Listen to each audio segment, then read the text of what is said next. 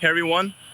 So the other night I talked about there's other ways of practicing silence other than just sitting around in a quiet room.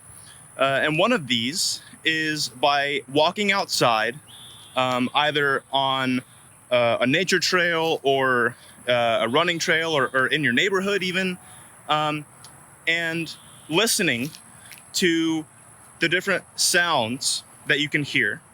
Um, And the whole point is not just to see what all you can notice and what all you can hear, but see how you can hear God in those sounds. So what you do is you walk by yourself and you get rid of all your noise. You're still silent, walking by yourself, but you walk really slowly.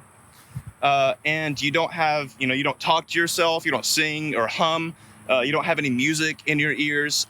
All you're doing is walking around really slowly, and you listen and you notice. So I listen to maybe how can I hear God in the sounds in the world around me. So right now I can hear frogs croaking and a bunch of bugs chirping and whistling, and I hear birds outside chirping, and I hear the wind kind of blowing, and I even hear cars from the interstate over all the way over there. All of this is becoming absorbed into our silence. We kind of invite the world into our own time of prayer. And so you don't just notice it, right? You listen, how is God in here? So you bring it back to God. You say, how great is it that God made all of these things, all of these wonderful creatures and these wonderful sounds. You notice things like different plants that you might not notice before, or you look at the clouds and the sun. One of my favorite things is to look at the trees and say, look how many different kinds of trees there are.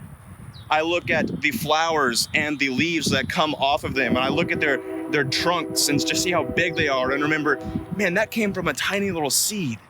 God is so great that he can transform this wonderful little seed into a mighty oak or a willow. And so that's kind of what being in silence outside is like. And there's this wonderful hymn, church hymn, called "This Is My Father's World." And in it, there's these verses that say, the birds their carols raise. This is my Father's world. In the rustling grass, I hear him pass. He speaks to me ever yet. So God can speak to you in any way, through the rustling of the grass, through the chirping of the birds and singing, or the wind rushing past you. Think about all these things as you try it out.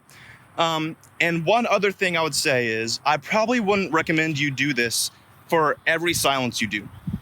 This is good to kind of do every once in a while, maybe once a week if you do silence every day a week, because it's kind of hard to focus. It's a little bit harder. It's easier to get distracted. But this is still a good way that we can encounter God through nature. And we don't have to be in the mountains. We don't have to be deep in a jungle. It can be, even in a parking lot. There's all sorts of sounds and things that we can notice. So that's my advice for you as far as going outside to do your silence. Just make sure that you are still intentional about listening and being quiet and observing. All right, I'll see you guys later.